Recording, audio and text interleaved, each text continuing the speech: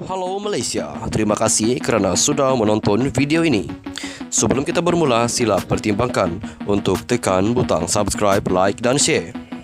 Berita perkembangan politik semasa dalam negara, perkembangan negara dan semuanya ada di dalam channel ini.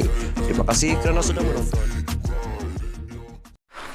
Hai halo Malaysia, selamat malam tuan-tuan dan puan-puan. Terima kasih kerana anda masih terus setia berada di dalam channel ini.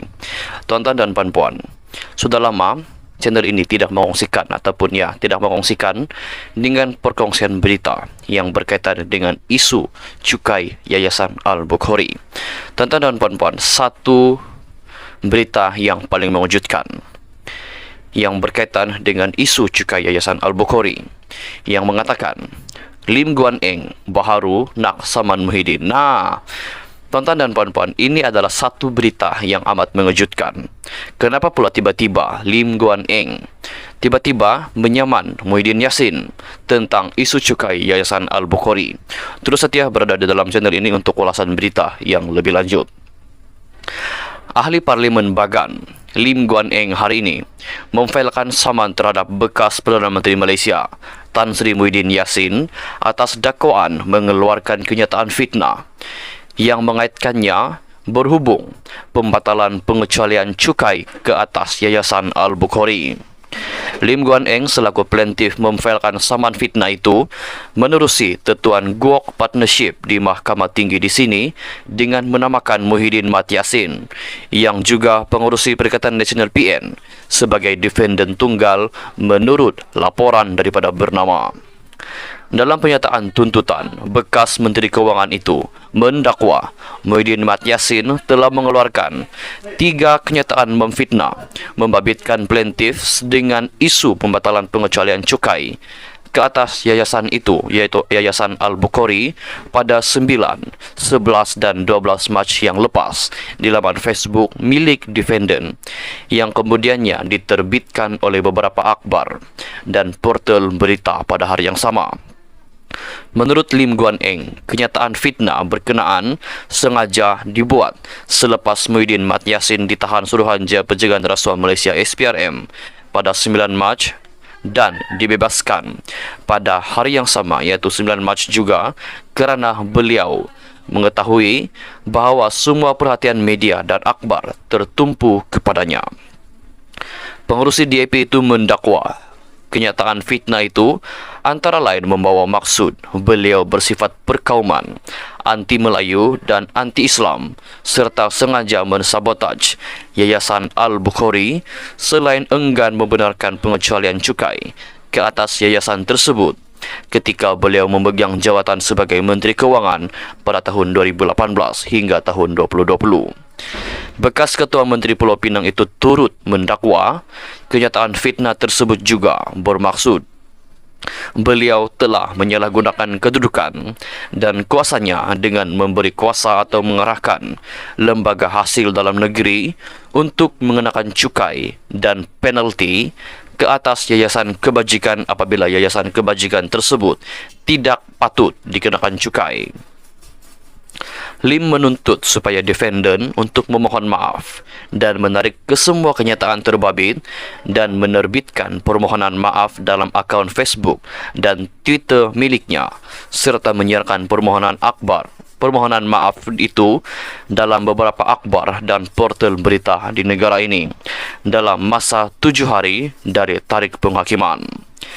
Turut dipohon ganti rugi turut dan punitif yang akan ditentukan oleh mahkamah serta perintah injuksi menghalang Muhyiddin Yassin atau ejennya daripada mengeluarkan ataupun menerbitkan semula kenyataan fitnah atau apa-apa perkataan fitnah yang serupa.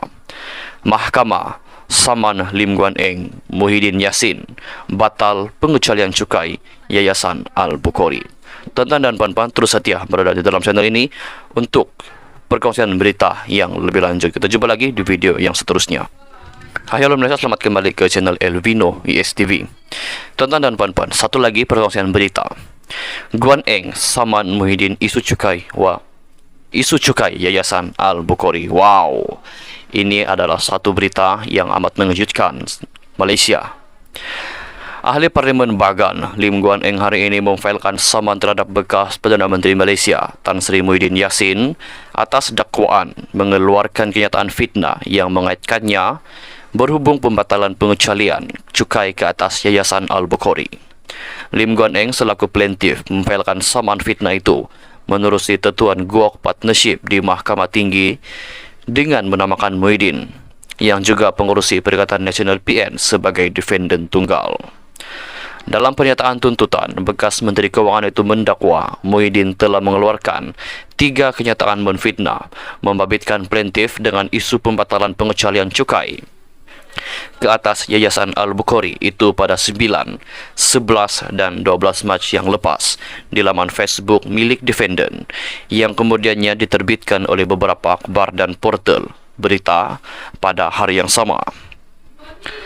Menurut Lim, kenyataan fitnah berkenaan sengaja dibuat selepas Muhyiddin ditahan SPRM pada 9 Mac dan dibebaskan pada hari yang sama, kerana beliau mengetahui bahawa semua perhatian media dan akhbar tertumpuk kepadanya, iaitu tertumpuk kepada Muhyiddin Yassin. Pengurus DAP itu mendakwa kenyataan fitnah itu antara lain membawa maksud beliau bersifat perkauman, anti Melayu dan anti Islam, serta sengaja mensabotaj Yayasan Al-Bukhari selain enggan membenarkan pengecualian cukai ke atas yayasan tersebut ketika beliau memegang jawatan sebagai Menteri Kewangan pada tahun 2018 hingga tahun 2020.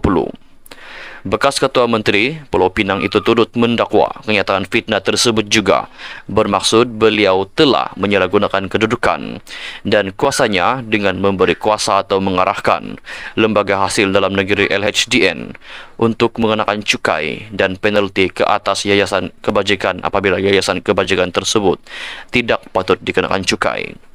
Lim menuntut supaya defendant memohon maaf dan menarik balik kesemua kenyataan terbabit dan akan menerbitkan permohonan maaf dalam akaun Facebook dan Twitter miliknya, serta menyiarkan permohonan maaf itu dalam beberapa akhbar dan portal berita yang ada di dalam negara ini dalam masa 7 hari dari tarikh penghakiman. Turut dipohon ganti rugi teruk dan punitif yang akan ditentukan oleh mahkamah, serta perintah injunksi menghalang Muhyiddin Yassin atau ejennya daripada mengeluarkan ataupun menerbitkan semula kenyataan fitnah atau apa-apa perkataan fitnah yang serupa. Tuan-tuan dan puan-puan, sekian saja perkongsian berita untuk hari ini. Kita jumpa lagi di perkongsian berita yang seterusnya. Terus setia berada dalam channel ini, like video ini dan jangan lupa untuk kongsikan video ini supaya seluruh rakyat Malaysia boleh menonton dan boleh tahu apakah isu-isu terkini politik dalam negara. Kita jumpa lagi di video yang seterusnya. Bye-bye.